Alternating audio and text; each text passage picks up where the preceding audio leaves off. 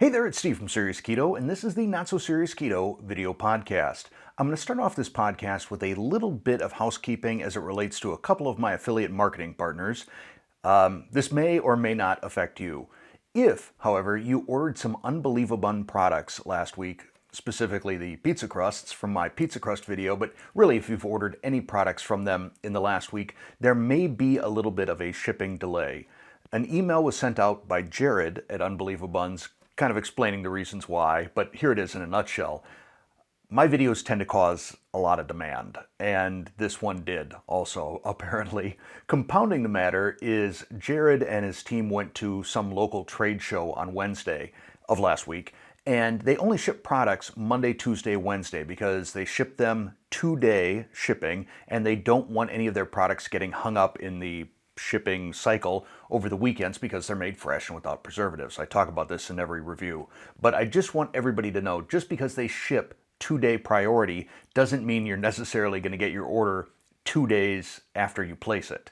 So please be patient with them. This happens periodically when I release a video. Next, you may have noticed in my videos that I wear a fitness or health tracking ring. This is the product from UltraHuman. I've done a review of it. Here's a little insider info. It is going to be on sale on Amazon for 12% off starting this Tuesday, I think it is. Is that the 25th? That's when it starts, and then through the end of the month, so through the 31st. Now here's the cool part. You can take my 10% coupon code and stack that on top of the 12% sale on Amazon. I will include all the details down below in the description. The sale doesn't go live until the 25th, but if you don't know your ring size, you can order the ring size kit right away. It's 70 cents. I don't know why it's not zero. It used to be zero, but it's 70 cents now. My guess is that's probably an Amazon requirement to cover the shipping or something. And depending on your order size, you may even get free same-day shipping on the ring sizing kits. So you don't need to wait on the ring sizing kit if you're at all curious about getting one of these rings. I'll also include a link in the end card to the original review that I did. So that's that. The final affiliate marketing topic is Keto Bakes. They used to be a partner of mine, and I liked a lot of their products. They went out of business. Now they're back. But what's interesting, I guess they forgot that I was one of their partners, because the email that I got from them was just completely generic and looks like this.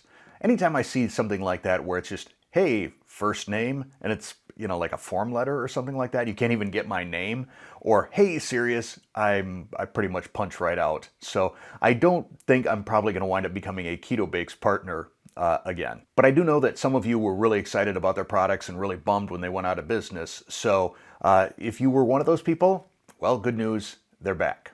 So I got a number of questions from people saying, how was your birthday?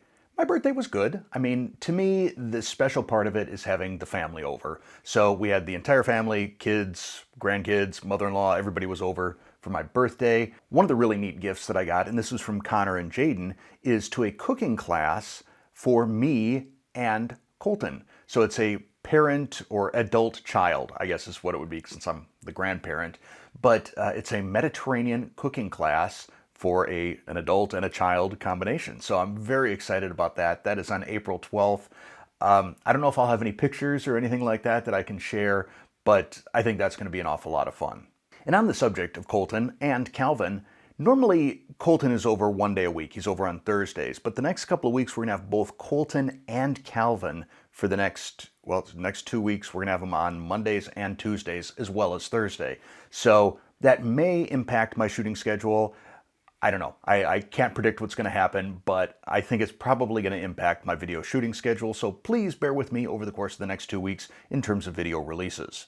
Now this next topic, also not really keto related. I guess it's a little bit health related, certainly mental health related, and that is the weather is finally starting to improve here in Wisconsin. Enough so that Terry and I have gone out for a few walks after dinner, and it's such a difference in the people that you encounter. Well, it's probably the same people, but a difference in just overall behavior when things start getting nice. The number of people that are smiling and nodding and saying hello, and that feels awesome because, I mean, I don't know about all of you, but I suffer from some seasonal affective disorder. And yeah, I've got one of those little blue light things I keep down by my PC. That helps. But just the grayness outside, it's just gray and cold and all winter long. And once that weather starts improving and everybody's attitude starts improving, it's so energizing for me. I really, I feel like, and maybe part of it also, you know, I've been sick and I started getting better and I'm better and the weather's getting better and just overall, my energy, my optimism, all of that is really starting to come back. So I'm really excited about some of the stuff that I'm going to be doing with the channel in the coming weeks. Stay tuned. That's all I'm going to say, because too often I make promises and then it takes longer than I expect for them to come to fruition. So I'm just going to say, stay tuned. I think there's some fun stuff coming up. Continuing on with the weather theme, it seems like at least a couple of times a week I will get a question on one of my videos about, are you going to do a garden this year? And if so, what's it going to be like? Are you going to video it? Anything like that. I am only going to do an herb garden. I've talked a little bit about this in the past. The soil in my garden, it needs some help. And that's going to be the goal this year, is just sort of to replenish and amend that soil. But I will be doing a culinary herb garden, which now that I think about it sounds a little redundant, because unless I'm making herbs for medicine or something like that, potpourri, it's going to be used in food, hence culinary. I'm debating whether or not I should do a video on that. Let me know, would that be something that's interesting to any of you? Like, what are the best herbs to create? If you're going to start a garden, is doing an herb garden a good place to start? I know a lot of people don't have a lot of space necessarily, and personally I think that makes an herb garden a great way to kind of get a little bit of taste of gardening, both figuratively and literally. Let me know, is that something you'd be interested in seeing a video on? Let me know down in the comments below. Last week, I'd asked people to submit down in the comments below some of the common arguments against keto that you all are on a receiving end. So friends, coworkers, family members, whether they're well-meaning or not, tell you, oh, keto is so bad, you shouldn't do keto. And I'd asked for examples of that, and I'm going to talk about one in just a second, but I want to talk about general strategies as well. When people tell you keto is bad, you shouldn't be doing keto, sometimes they'll have some evidence. Oh, it's so bad for your kidneys, for example. I generally find that the best approach is to simply ask questions back.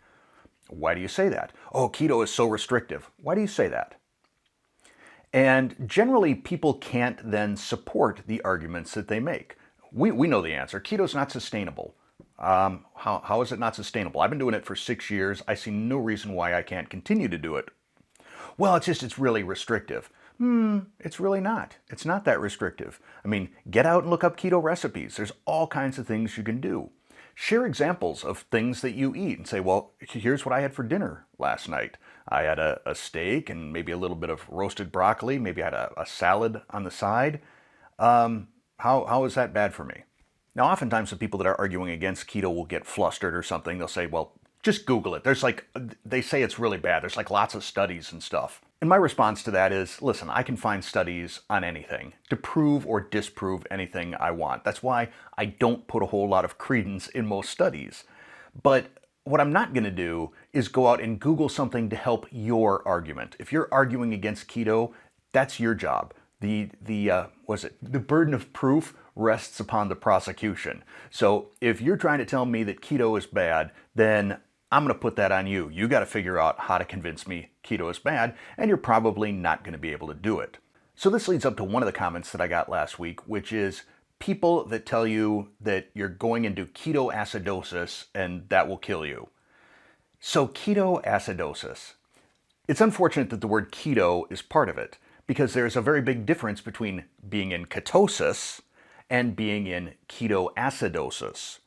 It's sort of like saying that manslaughter is funny because it has the word laughter in it. Just because a word contains the same letters in the same sequence doesn't necessarily mean they're related, and ketosis and ketoacidosis are different things. Now, granted, you do need to be producing ketones to be in ketoacidosis, but one of the things that all, or at least most, of the little infographics and symptom charts and things like that, you look up anything using Google AI, they tend to discount a very important element, which is ketoacidosis generally is something experienced by type 1 diabetics, and it involves not only high ketones, but very high blood sugar because your body isn't producing enough insulin to counter it.